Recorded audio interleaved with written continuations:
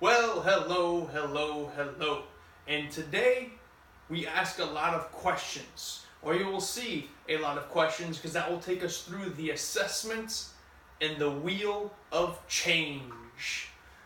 It's important that you be brutally honest with yourself when answering these questions, that you don't allow any ego or anything to take place. And also, don't be hard on yourself either. Just be brutally honest when you answer each of the questions. The point of the assessment is to help find result killers. Result killers are meaningless activities that most of the time take people away from their goal. And there's a few result killers that most of us all engage in, and that is watching too much TV. Now, I'm not against watching any TV at all, but if you have 4 hours, if you watch 4 hours of TV a day and you say that I don't have enough time to exercise, bullshit. You're watching way too much TV and you have the time to train.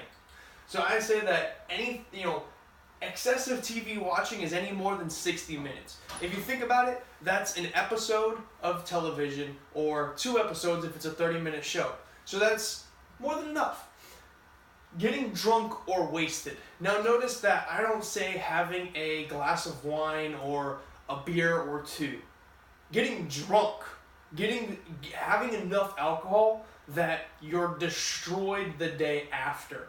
That is a result killer, because if it takes away if partying too much the night before takes away from your day after, it's too much.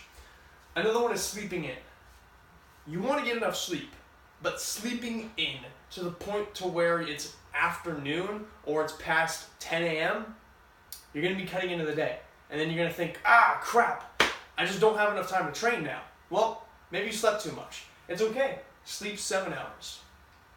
Snoozing. Oh yes, snoozing. If you snooze, snoozing has zero benefit. Look it up. It has zero benefit. It actually makes it harder to get out of bed.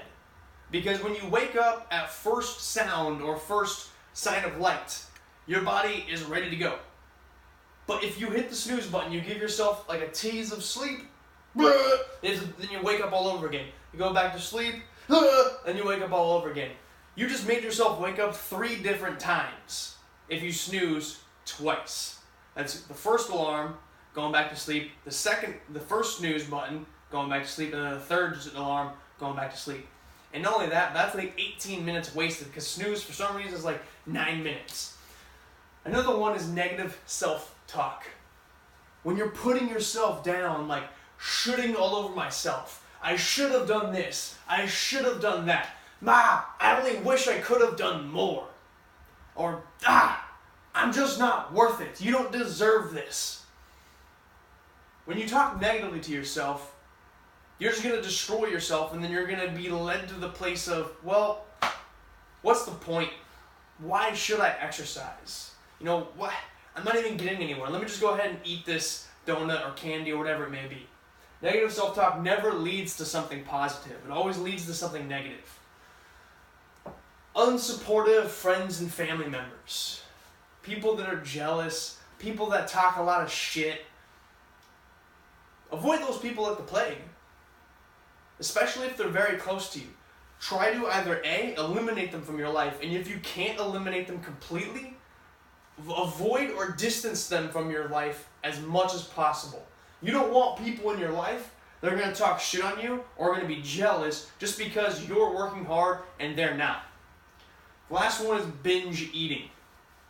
Again, notice I don't say having a cookie or having some sugar or having some sweets. Those are all good in moderation. It's binge eating. It's sitting down with a tub of ice cream and eating all of it. And just eating until your stomach is full and it feels like your belly's about to rupture. That's a result killer. So, recap. Watching too much TV, over an hour. Getting drunk or wasted, enough to where it affects the next day. Sleeping in, enough to where you don't have enough time to train.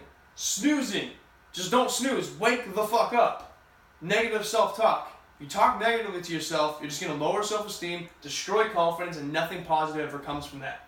unsupportive friends and family member, people that are jealous, people that talk shit on you and tell you you can't do it.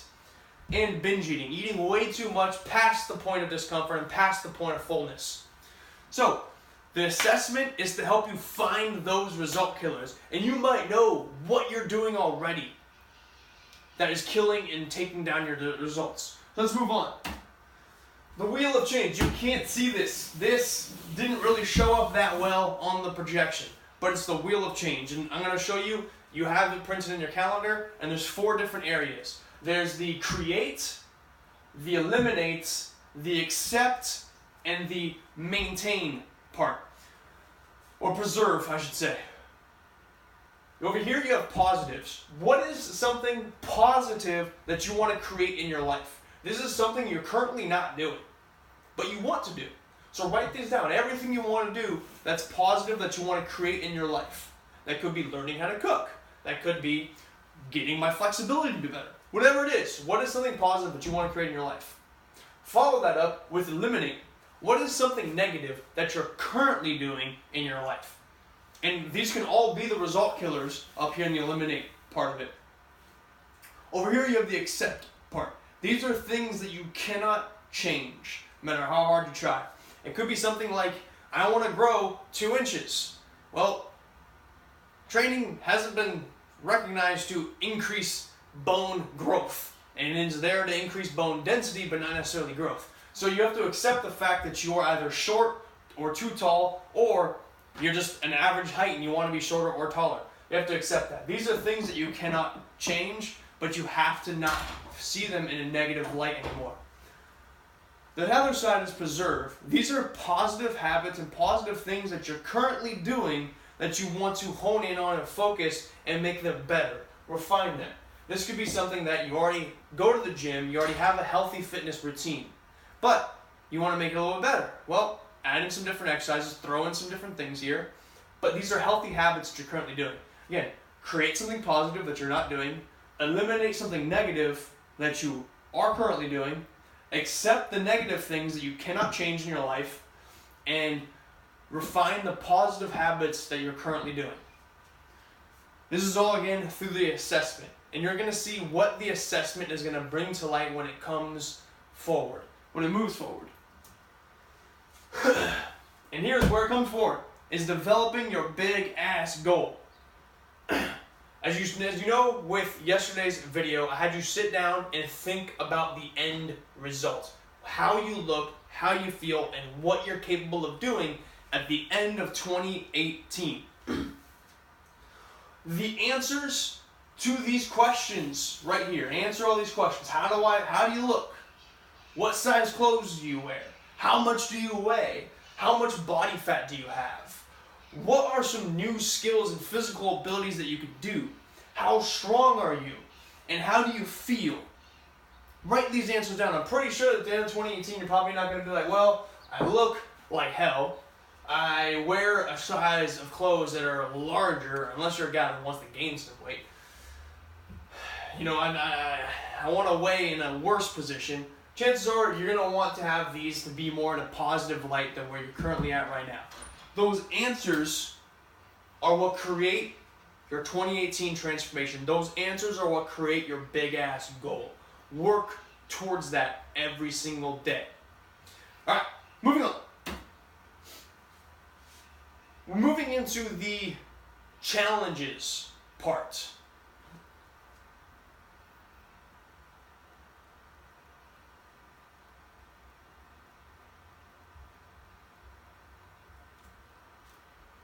Your answers create the 2018 transformation. And that's it for today. Assess, assess, assess. And not only this, but you're going to want to do an assessment every 90 days. At the beginning and at the beginning of every 90 days. So you're going to want to assess now in January. You're going to want to assess in April. And you're going to want to assess in August. Wait, take that back, not April. July. And you're going to want to assess in October. So every 3 months, you're going to want to reassess. And you're also going to want to redo the wheel of change to find out what of those positive things that I created are now in the preserve, Have I eliminated what have I eliminated from the negative category, and have I come to terms and accepted the negative things?